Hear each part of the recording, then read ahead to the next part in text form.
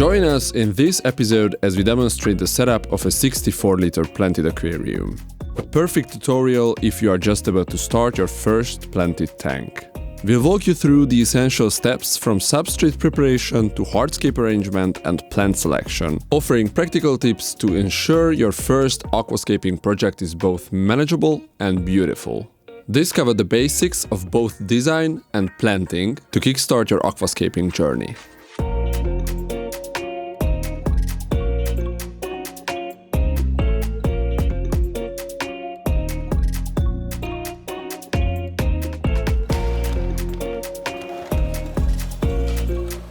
The size of 64 liters is ideal for a first tank. It is neither too big nor too small. This size makes it easy for you to establish a stable ecosystem.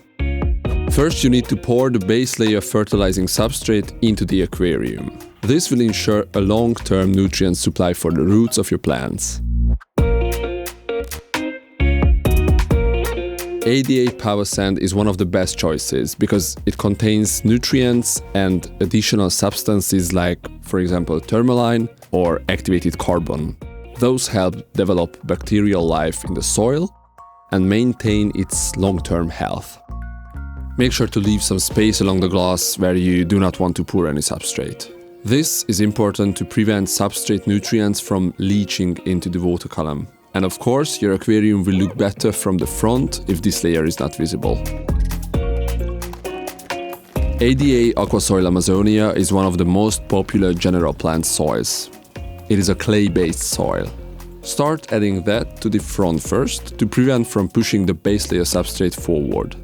After you've poured it in, arrange it so that it slopes upwards towards the back of the tank. If you don't have such a super sand flattening tool, then use an old bank card maybe, or Takashi Yamano's favorite, a triangle ruler. After you've added the substrate, you can start playing with the decoration. Try not to place the stones in a straight line, as this will create the impression of a stone fence. They should be positioned at an angle relative to each other, as if nature had created and eroded them. Every stone has a face. If you take it in your hand and turn it, you will surely find the most beautiful side. After placing each stone, always take 2 steps back and evaluate the overall picture. We are making a V-shaped layout here with a wood on 2 sides touching in the middle. You'll need to consider which sides of the aquarium will be visible in the room and arrange the layout accordingly. When entering the room and observing the aquarium from the right, a triangle-shaped layout is recommended to establish a second foreground from that perspective in addition to the foreground of the front of you. This dual approach ensures that the aquarium is visually engaging from multiple viewing angles. Some people play with the hardscape for days, or even weeks in a few cases. It's worth taking the time. But in the case of your first layout, I would advise you not to aim for perfection. Keep in mind that the plants will later cover most of the hardscape anyway. It's definitely worth securing the elements of the composition. Wood will often float up when you fill the aquarium with the water, so you have to glue them to the stones. On the other hand, during later maintenance, you will not have to worry that nudging a branch will ruin the scape that took hours to adjust. Feel free to use aquarium-friendly superglue, but not by itself. A little trick is needed here. You need to place a small piece of paper towel where the stones and wood meet, preferably from the back, where it won't be visible to the viewer. Drip superglue on this until it is saturated. While the glue is still wet, sprinkle soil or sand on it to cover the white paper. This is how we can easily bond the stone and wood together in moments.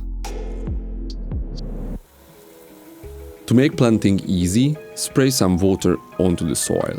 A few people prefer to plant in dry Amazonia, but most will opt for wet soil. At this time, if you find that there's not enough soil somewhere, you can boldly add some more and wet it afterward. The next exciting step is planting. Plant preparation is important. The foreground plants, in this case Hydrocotyle tripartita mini, should be separated into many small bunches. Planting these densely will result in a continuous carpet faster than if you planted them in patches. Use thin-tipped tweezers because they make planting much easier. The easiest arrangements to create are those that depict a streambed or a forest detail. Look up these aquariums on the internet, or you can even photograph your favorite part of a real forest for inspiration. The scapes that contain only rocks, called iwagumi in aquascaping, seem simple, but they are much more difficult to build in a natural way. If you are eager for success, stick to the other two styles. The wood-only style, called ryoboku, or wood and rocks combined, called mizube.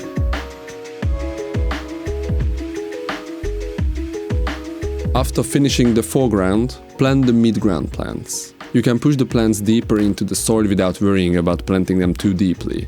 However, insufficient depth can cause plants to float up, and replanting becomes more challenging once the aquarium is full with water, so plant boldly.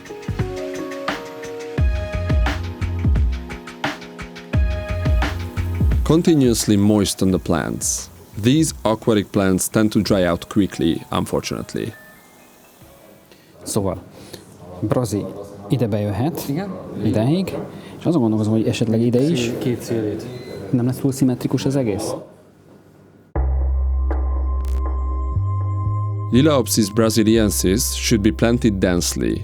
It is a slow-growing plant. Progress to larger plants as you move from the front to the back of the aquarium. The final heights of the plants used here will be listed in the description below.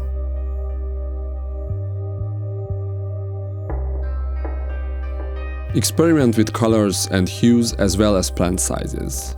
There is a vast range of greens among aquatic plants. Placing a darker green plant next to a lighter one can create an attractive contrast.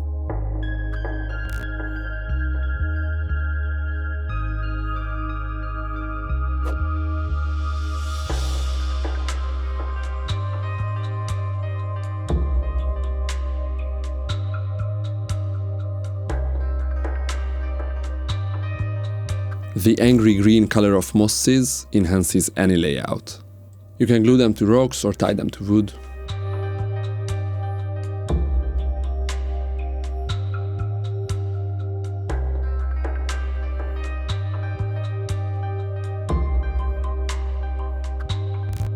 Research the mature leaf size of your background plants.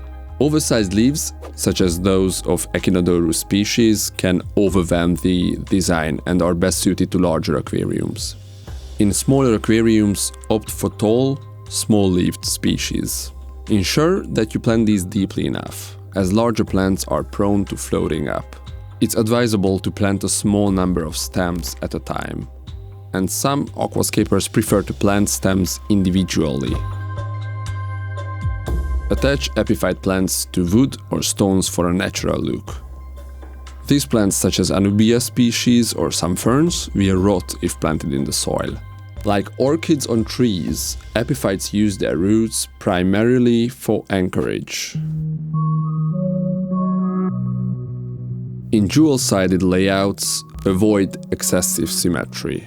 Introducing a distinctive or more vibrant plant on one side can effectively disrupt the symmetrical appearance.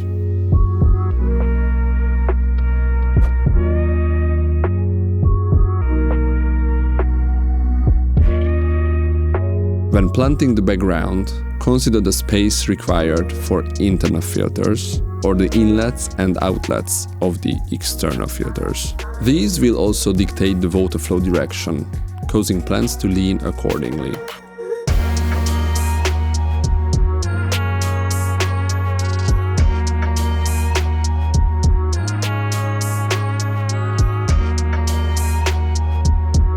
Ide behúzzuk a viviparát. Mit szólsz hozzá?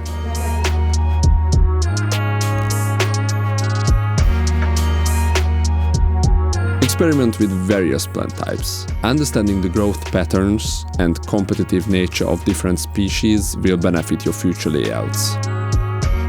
If you want to use an already matured plant, feel free to borrow one from Luca's aquarium. Just kidding.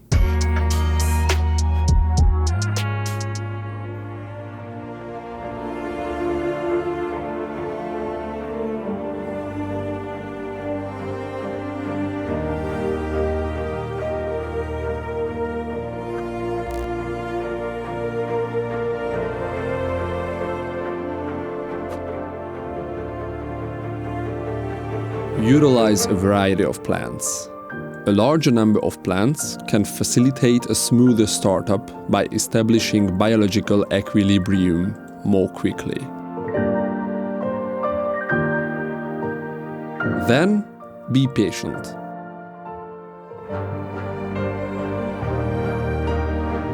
Allow time for your plants to root and then grow. Within a few weeks, they will begin to fill the intended space.